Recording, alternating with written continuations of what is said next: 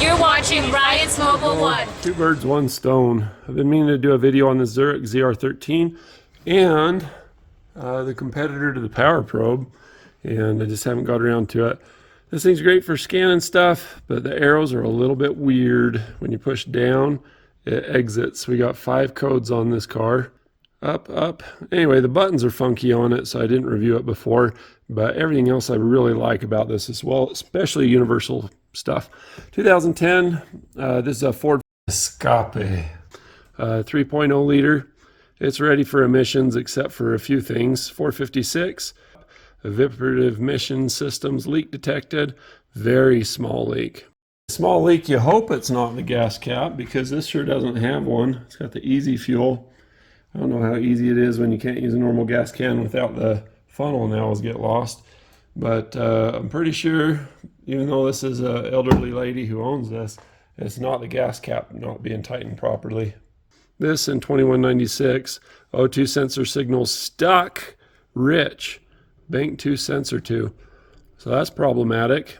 And then the other one, O2 sensor stuck, rich, bank 1 sensor 1. So both of your upstream oxygen sensors are stuck rich, and then there's a evap very small leak. If you get these 3 codes all together, there's some things going on.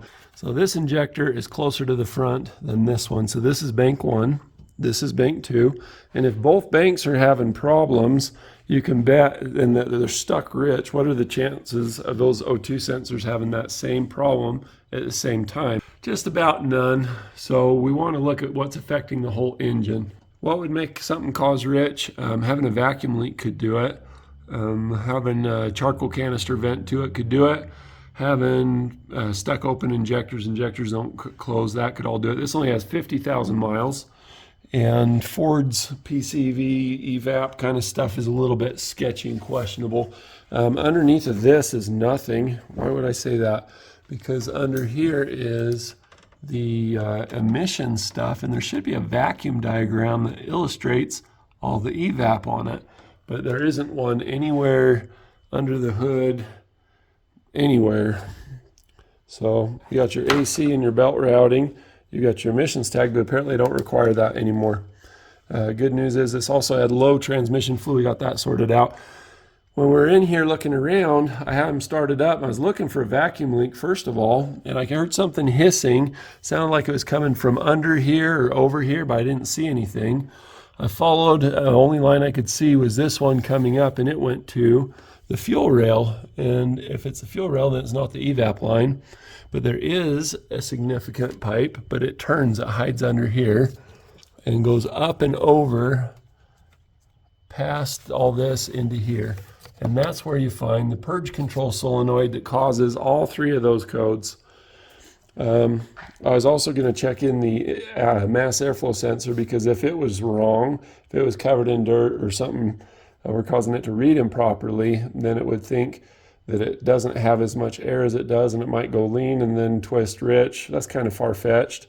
So I dug a little deeper, and lo and behold, this was the problem. This is your purge control solenoid. This is what clicks onto it on this end. When you push on this white button on the side, it'll open that up and allow you to get it off. Give it a little twist, go easy on the O-ring. And then there's this plug that plugs into this 2-pin connector. So if somebody were doing swap-agnostics, as the guys over at Wells, Denso, all that kind of stuff, they call it swap-agnostics, and I think that's just hilarious, because instead of diagnosing the problem, you would just be swapping parts out. So the evap can could be as much as $400, and when I looked it up, just looking at it, get an idea for the picture, a little heads up when I was searching, it said 2-pin connector version. And then this would be the 2-pin purge solenoid. When you look the part up and you think they'd be together, they're not. It's in there. If I were to replace both those oxygen sensors, thinking that they're stuck, we got stuck oxygen sensors, just replace them. They can also be as much as $450 in that neighborhood. That's the retail price if you were to go to a repair shop. That's what they recommend it sells for. So that could be $900 for 2 of those. And another $400, you could be $1,300, $1,500 in the wrong direction and still not have the right part. So if you want to know if this is bad, here's how you test it. We're going to be using the V-Diag tool. You can check these guys out at vdiagtool.com. I'll leave a link in the description. The nice thing about this is you can press this red button here and you can check your voltage, max, min, frequency, all that. Check resistance. You see that omega symbol? That's what that means. And you can also check directional. That's a diode. I think that is for continuity. And I'd be right. So you get a tone when you do that. I haven't spent a lot of time with this tool, but it's a good thing that you can have ground that comes out of the tail of it. They don't have a little securing thing here like I'm used to having. So I put a zip tie on it, and that way you slide it down. It keeps that from flopping around, getting in a belt somewhere. But when you send 12 volts, it'll show you what your voltage is. If you probe it this way, it'll also tell you, finger off the switch, tell you where your ground is at with a big green and a big red to let you know. So what we're going to do is we're going to hook this up to these two pins. This one's ground and this one's power, and I'll show you how to test these to see if they're bad. So this is the new one that's good. I'm going to take the ground, put it on the left terminal, and the way I came up with what these are is typically if there's anything with black on one side, that's going to be ground, and any other color is going to be your signal wire. So when I put power to it, it says ground because it reads it vicariously through this. And when I push it, I can feel it move. I can hear it too. You hear the plunger move, electromagnetic thing. But the most important thing is if you blow in it, make sure to clean it properly, yeah? If you blow in it, no air should pass through this.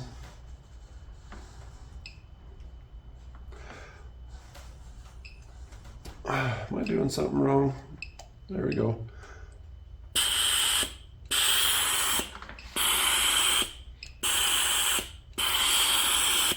So that's what you should get. Always test your tester ahead of time if you can. Make sure that you're good. So we're going to do the same thing with this. I've got my negative on the negative pole, and I've got this one here. And when I was listening to the vacuum leak on this, which was this, guess what it's going to do when I blow on it? A little spoiler alert right there. It went for a while, and then the vacuum leak stopped and the engine ran better. So apparently after a while this does go. So listen to this. You hear that? That's no bueno.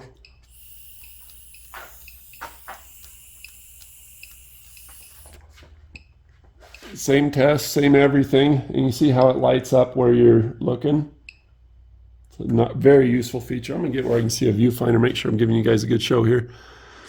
So you just put the thing in here, and it should show that the other terminal's on by showing green for a second. You see how the screen goes green, and then you push this.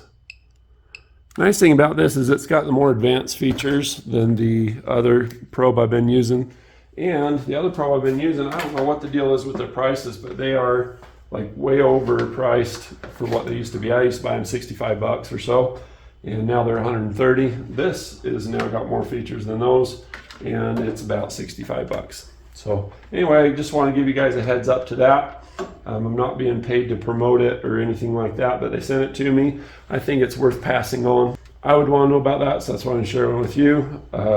You want to know about this so that you don't spend $1,400. I believe these are like 50, 60 bucks, worst case scenario. Let me show you where they go exactly. So here's the new one. Off camera, I just put that in my mouth and wet that O-ring, make sure it doesn't get tore up. And I just put it in this orientation. You can see the two bolt holes. Those are them.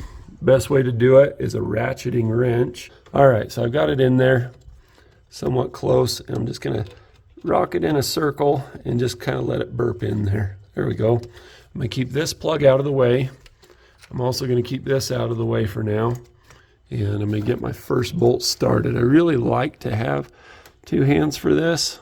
So I'm just gonna angle that and find where the hole is. And you can see that I'm just kind of holding it in place there. So I rotate this by the top till it goes click. Now I know my bolt is somewhat secure. And then I can take my other hand, because it's more ergonomic to go this way with my left hand. I'm gonna use two fingers and just kind of work that for a minute. Just get the thread started here. Once you've got it in there, a few threads, then I'll put my finger, say this is the bolt, I'll put one finger pushing it, I'll rotate it with the other one, just like kicking a skateboard. This is the standing foot, this is the kicking foot. And despite having abnormally large hands, I get it done. Sometimes you can push a little bit with the other foot too, so to speak. We're gonna test this. I know that they hook this way, this brand does. Some vary.